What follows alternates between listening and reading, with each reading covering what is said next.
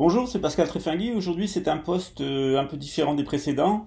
J'avais publié une vidéo sur le nouvel ordre mondial, donc ses propositions et les différentes prophéties, comme celle d'Alois Elmayer et de Chico Xavier, qui annoncerait plutôt conditionnellement le succès du nouvel ordre mondial. Donc je voudrais revenir avec une nouvelle vidéo pour dire que, évidemment, la proposition de nouvel ordre mondial ne sont pas mon opinion et ne sont pas ce que je souhaite. J'ai eu certains posts désagréables sur Internet, donc j'aimerais y revenir. Il peut paraître curieux de commencer une vidéo sur la survie des peuples face au nouvel ordre mondial par une citation d'Adolf Hitler. Et toutefois, je vais m'y risquer parce que cette citation me semble révélatrice.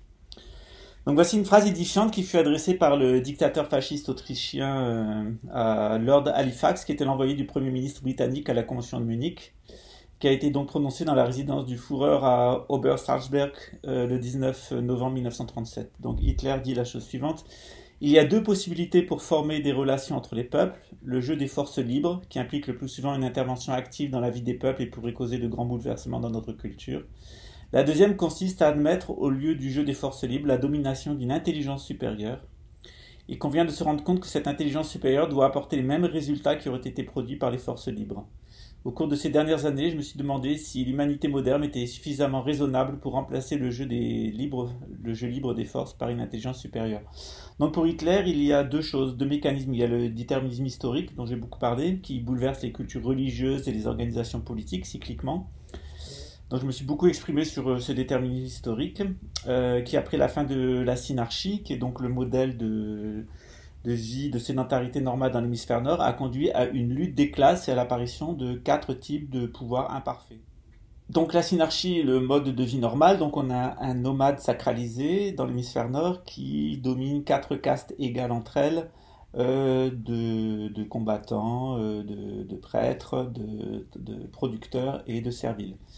C'est ce qu'on appelle donc la synarchie. Et il y a donc 4 régimes imparfaits qui sont la timocratie, lorsque la lutte des classes fait que la caste du clergé prend le pouvoir; l'oligarchie, quand c'est la caste de la noblesse qui prend le pouvoir; dans la lutte des classes toujours, c'est la démocratie lorsque ce sont les fabricants qui prennent le pouvoir; et ensuite donc la tyrannie lorsque ce sont les serviles qui prennent le pouvoir. Donc pour Hitler, il y a ce déterminisme historique donc, qui a été énoncé par Platon, qui de toute façon est implacable. C'est une mécanique implacable qu'on peut ralentir, qu'on peut immobiliser, mais qu'on ne peut pas faire cesser. Mais pour Hitler, il y a aussi une intelligence supérieure. Donc Hitler tenta d'incarner cette intelligence supérieure dans l'organisation au service de sa philosophie nationale-socialiste qui s'appelait la SS, ou la section spéciale. Donc face à l'oligarchie anglo-saxonne, le dictateur autrichien opposa un socialisme au service de la nation, qui justifia l'annexion de territoires et la solution finale pour les groupes d'individus indésirables pour son plan, comme les handicapés allemands, les gitans, les roms, donc les juifs, les homosexuels, les francs-maçons, puis en finale les catholiques. À l'heure actuelle, cette intelligence supérieure, comme disait Hitler, est incarnée dans un groupe oligarchique européen qui s'est infiltré dans la démocratie américaine, en a pris le contrôle et tente maintenant d'assurer sa domination par le nouvel ordre mondial, c'est-à-dire une tyrannie mondialiste. Donc, comme dans le schéma d'Hitler, en fait, on a le déterminisme historique et on a une élite, une intelligence supérieure, en fait, qui était pour Hitler les nazis, qui est les banquiers super intelligents, les traders dans les gens du nouvel ordre mondial. Par contre, en Chine, qui a suivi le même déterminisme historique, Mao Zedong s'est inspiré de la philosophie des luttes des classes de Karl Marx, qui est donc basée sur l'analyse de Platon.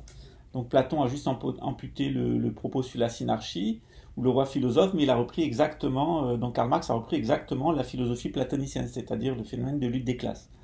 Donc Karl Marx, lui, il a proposé un mode de gouvernement original, qu'a repris Mao Zedong, tout en rejetant le taoïsme qui assurait le fonctionnement de l'empire chinois, donc la synarchie originelle, tout en rejetant le bouddhisme, qui était à la base de la période timocratique de la Chine, et tout en rejetant le confucianisme, donc, qui était l'idéologie de la période pré- et post-coloniale. Mao a pensé qu'une élite intellectuelle pourrait stabiliser la civilisation chinoise sous une forme démocratique, et ainsi empêcher l'émergence d'une tyrannie au service de l'ancienne oligarchie. Donc il a créé le PCC, le Parti communiste chinois, à cette fin, afin de protéger le peuple chinois de la lutte à mort qui était menée contre lui par l'oligarchie occidentale qui était devenue tyrannique avec la complicité de l'oligarchie chinoise.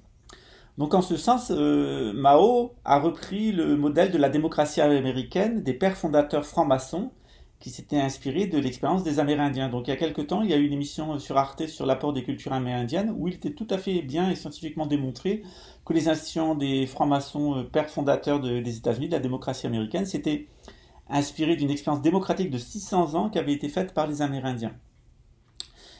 Donc c'est vrai, les institutions des États-Unis ont été copiées sur un modèle préexistant mis en place dans la région de Washington par les populations amérindiennes depuis plusieurs siècles avant la colonisation. Donc dans ce système, le rite écossais vivait à constituer une élite qui était chargée de conserver et animer cet idéal. Donc on retrouve, comme dans le cas d'Hitler, cette intelligence supérieure qui était une intelligence formée d'un corps de francs-maçons. La création de la Federal Reserve, une banque privée chargée de vendre sa monnaie à l'État américain contre sa propre garantie, a sonné le glas de la démocratie américaine, permettant à l'oligarchie européenne de la mettre au service de ses ambitions de domination mondiale. Donc elle a vaincu les nazis, cette oligarchie, puis elle a vaincu les socialistes russes, dont la démocratie s'est effondrée en 1989 sous le poids du coût du militarisme et la catastrophe écologique de Tchernobyl. La phase autoritaire de la dictature du peuple, qui, comme en Chine, s'est accompagnée de la destruction des symboles de la timocratie, de l'oligarchie, d'un effort de réorientation idéologique de la population, parfois dans le sang, a été utilisée pour discréditer l'idée d'une démocratie populaire. En URSS, la corruption, l'apparition d'une classe de profiteurs de la révolution, les apparatchiks, qui s'enrichissaient au-dessus du peuple et se maintenaient par la terreur de la police politique, ont évidemment discrédité cet idéal donc de démocratie populaire. Donc la démocratie populaire socialiste soviétique a été complètement discréditée par le comportement corrompu des apparatchiks et par la police politique. Donc en ce sens, la singularité de l'expérience chinoise est intéressante. D'abord, la Chine a su conserver en la personne du secrétaire général du Parti communiste une sorte de figure impériale, mais au service de la démocratie et donc du peuple. De plus, la Chine dernièrement a su solutionner en temps l'émergence de deux sous-castes qui menaçaient sa démocratie. Donc la sous-caste des corrompus qui se servaient du Parti communiste pour s'enrichir personnellement, comme en Russie, et celle des nouveaux riches, comme ces oligarques russes après la chute de l'URSS, qui, profitant du marché, se comportaient en nouvelle oligarchie, avec une nette tendance à s'associer aux oligarques tyranniques occidentaux pour s'assurer la domination du peuple chinois. Donc la nomination du camarade secrétaire général du Parti communiste chinois, le camarade Xi Jinping, a relancé l'idéal démocratique et socialiste chinois. Le traitement de la corruption a frappé 1 400 000 citoyens, 1 400 000, et conduit à des punitions allant du rappel à la loi à la peine de mort en passant par la restitution des biens qui avaient été normalement acquis. Donc la deuxième sous-caste, donc après les corrompus, l'oligarchie naissante a été mise au pas avec des procédures allant de la rééducation politique amicale par le Parti communiste chinois à la peine de mort, en passant par le remboursement des subsides de l'État. Donc on a vu que certains milliardaires chinois qui s'étaient enrichis grâce au PCC et au peuple chinois ont fui aux États-Unis, où ils mènent des campagnes contre le peuple chinois, contre le Parti communiste, principalement au nom de la religion et de la liberté des individus à menacer les intérêts de la collectivité et de la civilisation. Cette rapide transformation de la Chine ces 5 dernières années sous le mandat du camarade Xi Jinping a touché tous les secteurs de l'économie et a profité au bien-être du peuple chinois. Donc on a le premier réseau de trains à grande vitesse au monde, une grande révolution des transports des personnes, des marchandises, de l'eau et de l'électricité.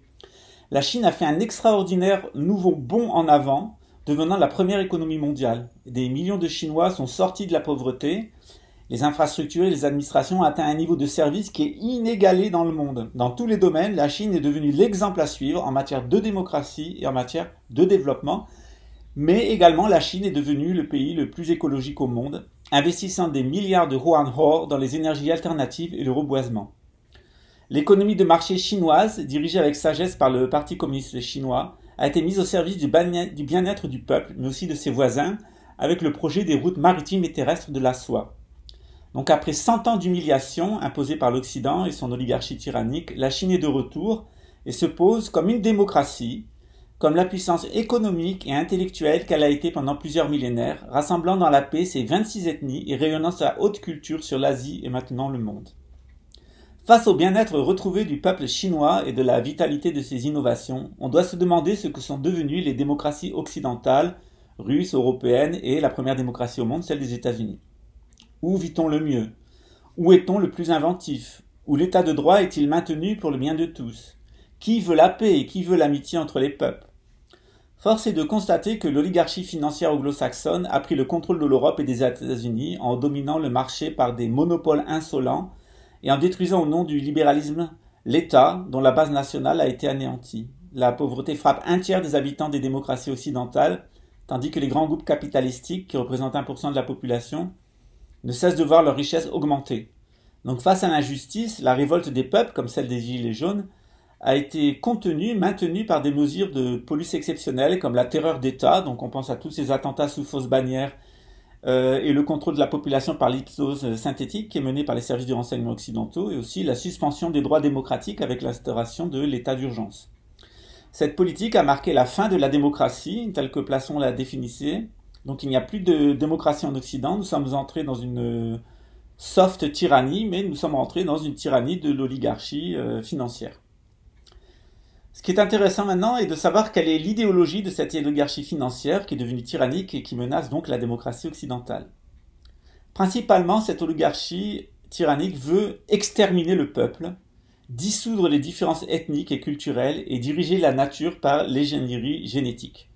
Donc cette triple thématique, donc extermination de la population mondiale, abolition des différences ethniques et direction de la nature par l'ingénierie génétique, a été gravée dans le marbre par l'ordre de Néo-Rose-Croix dans les Guidestones de Géorgie. Les Guidestones, donc près de lieu où a été fabriquée la réserve fédérale, et une émanation du rite écossais, qui était donc l'épine dorsale de la démocratie américaine, mais qui a été reprise en main au service de la finance par Albert Pike. Donc la Chine est le seul État à avoir refusé cette politique en réformant sa législation sur la natalité. On peut désormais avoir plus d'enfants en Chine, en investissant massivement dans la promotion du folklore populaire et en orientant sa production vers l'agriculture biologique raisonnée et le respect de l'environnement. Donc, exactement au contraire des Guidestones, la Chine est rentrée dans une politique de natalité raisonnée, elle est rentrée dans une politique écologiste et de promotion du folklore et de l'ethnicisme. Donc la Chine a promu depuis 5 ans une vaste politique de développement des campagnes afin de limiter la croissance des villes qui sont négatrices d'ailleurs de l'identité rurale, de l'identité ethnique. Et elle essaye, donc, et elle a réussi, donc le Parti communiste a réussi à maintenir un niveau de bien-être des populations rurales. Donc qui peut en dire autant en Occident ou aux États-Unis, comme en Europe, comme en Russie, on voit les campagnes se désertifier et les peuples aller vivre et se déculturer, s'acculturer dans les grandes mégapoles. La Russie, il est vrai, est entrée dans une stratégie de confrontation militaire avec l'oligarchie tyrannique mondialiste, ce qui a eu pour effet de conduire à son isolement commercial, puisqu'elle est sortie du G8, et la prise de sanctions économiques qui menacent le bien-être et la liberté de sa population. Le problème de la corruption et de l'existence d'une caste de super profiteurs, qui sont des tendances héritées de l'URSS, est revenu dans la Russie de Poutine et menace la paix sociale russe. L'Europe, quant à elle, est au bord de la guerre civile, les populistes et les nationalistes ravivant la fascination pour les errements de la période fasciste. Face au déterminisme historique qui conduit l'Occident à sa destruction, la domination d'une intelligence supérieure en Chine, qui est incarnée par le Parti communiste chinois, est maintenant le seul rempart contre le chaos que plusieurs grands voyants ont annoncé pour le monde. Plus que jamais, la Chine est le pôle de la civilisation humaine, le dernier qui reste face à une oligarchie tyrannique qui entend finir avec l'homme et transformer la nature selon ses intérêts et les vues de son messianisme.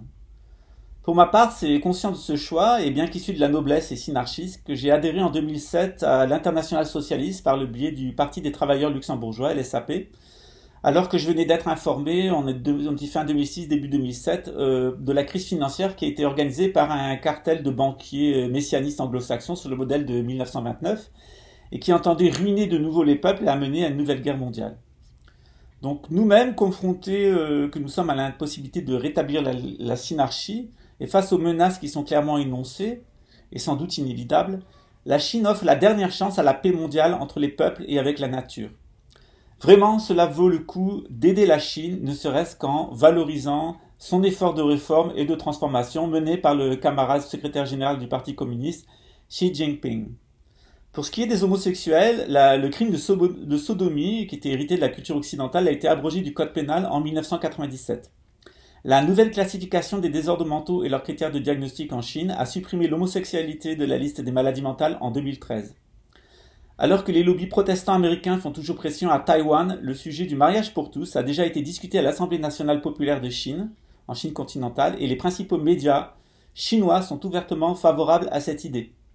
J'ai eu connaissance personnellement de membres du Parti communiste chinois qui ont aidé de nombreuses familles en accompagnant le coming out de leurs enfants homosexuels. Et j'ai aussi connaissance d'amis de personnes qui sont au sein de l'armée chinoise qui ont dit qu'ils étaient homosexuels et qui ne souffrent d'aucune discrimination et aucune persécution. Donc là, une fois de plus, on voit que la Chine est en avance.